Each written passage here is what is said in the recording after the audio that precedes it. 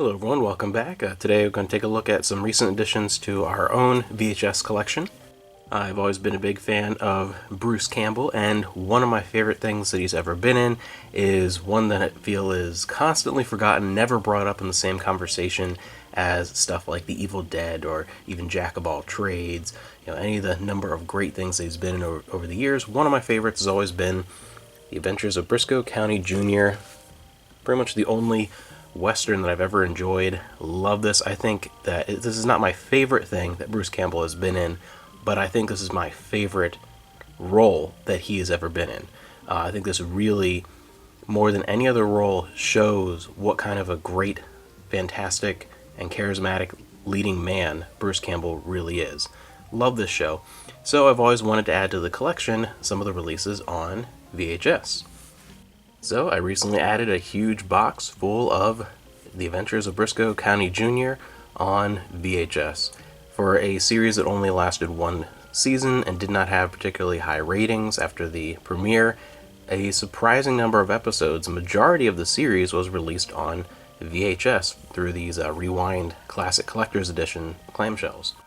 Every one of these tapes includes 2 episodes except for this one, which includes the pilot of this amazing series, The Adventures of Briscoe County and Bowler and Socrates Pool, and of course Dixie Cousins, who's definitely a favorite of mine. A fantastic series that is a combination of a Western, like a very traditional Western, I think Gunsmoke, something like that, mixed with a sci-fi aesthetic and a different sense of humor.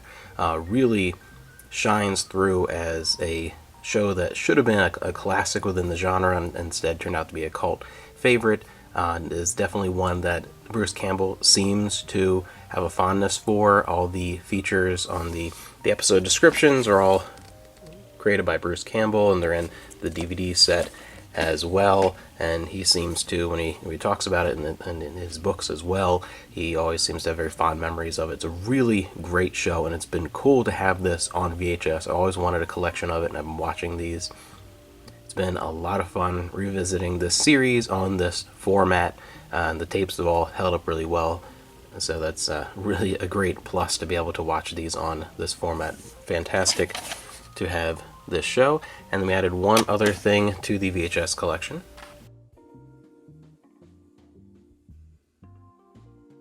We added one other thing that Amanda actually found for me. I didn't realize was even out there. This is something that I will be shocked if anyone who watches this video knows what this is. Definitely let me know down below. I'll be so happy to find someone who knows even that this existed, because no one ever knows what I'm talking about when I mention the Mystic Knights of Tiernanog from Fox Kids, from SABAN, the studio that brought us the original Power Rangers, which was a huge hit when I was in elementary school.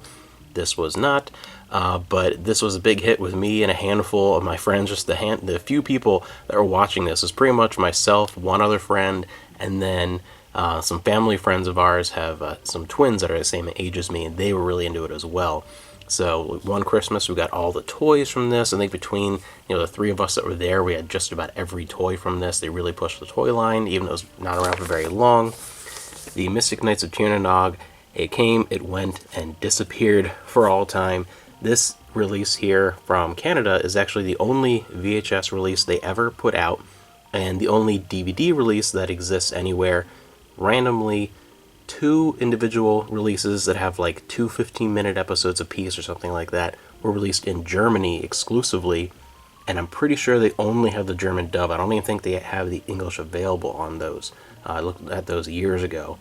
That was it, and then this one collection on VHS, and it's crazy. It just came and went and disappeared. If you're not familiar with the show, SABAN was trying to create, for the first time at the time, the Power Rangers formula, but not reusing any previous Japanese footage, not using like Super Sentai, or they did stuff with Kamen Rider, and you had like eventually Beetleborgs, all that kind of stuff. This is something a little different. They were trying to do it just completely original and in-house, and it was a fantasy setting, but it was still just, it was straight up the Power Rangers formula, the same look and feel. But part of the problem with doing it in-house and trying to keep the budget under control if you're doing something with the same budget as another show, but the other show has the benefit of having most of its huge battles already done and pre-recorded, you're just purchasing the rights to use it, it's gonna look cheap. And it looks even cheaper than Power Rangers, believe it or not. Mystic Knights of Tir na Nog. It's not good. I have fond memories of it from watching as a kid, and it being this kind of cult thing that very few and it seemed like no one else was watching. But even I have to admit, even at the time, I knew it wasn't very good when I was watching it. But I was so into it, had all the toys, and just no one seems to remember this thing exists. And this was fun revisiting and rewatching. I haven't seen it since it first aired, this VHS. But it's a really bizarre release. It makes no sense because there is only one volume ever released. My assumption was that, it's going to be like the pilot and, maybe one or two episodes. That's not what this is.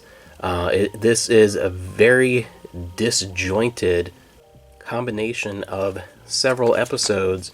It skips the premiere entirely to where the group is already together. They already have their weapons. But this chronicles the journey to get their armor, because first they had their weapons and they became the Mystic Knights, and then they each took an individual quest to fight a really cool villain that had its own action figure and everything, every one of these, for each episode to get their individual armor. They went, Rowan went first and got his fire armor, and they just went through, the four of them got their armor. The problem with this weird release is that it smashes all these episodes together to try and make it like a movie. And you're missing a lot of things in between. Of course, you're only getting the intro at the very, very beginning because they're making it more like a movie, not multiple episodes. But it's missing a lot of context and skipping the premiere and everything. It's so disjointed and weird. You have to know you have to have already seen the show and know what you're watching to make any sense of what's happening. I feel like if a kid put this tape in the late 90s, early 2000s, and didn't know what they were watching, they would be like, what the heck was this? It made no sense. It's a really bizarre release. I'm happy that it exists, but I don't know why they ever even bothered putting this out. It was an interesting idea to do the Power Rangers formula, but a fantasy setting, and it used loosely, but it used a lot of Celtic mythology to create its magic and creatures and things, and it was some good ideas, and it could have been done well, but it was not done well. Just a very fond childhood memory, though. I still remember that theme song, the Mystic Knights of Tir na Nog, and it's one of those things that I've brought up every once in a while over the past 20-something odd years, and most of the time I just get a blank stare. No one knows what I'm talking about. So it'd be really cool to see if anyone out there remembers the Mystic Knights of Tir na Nog.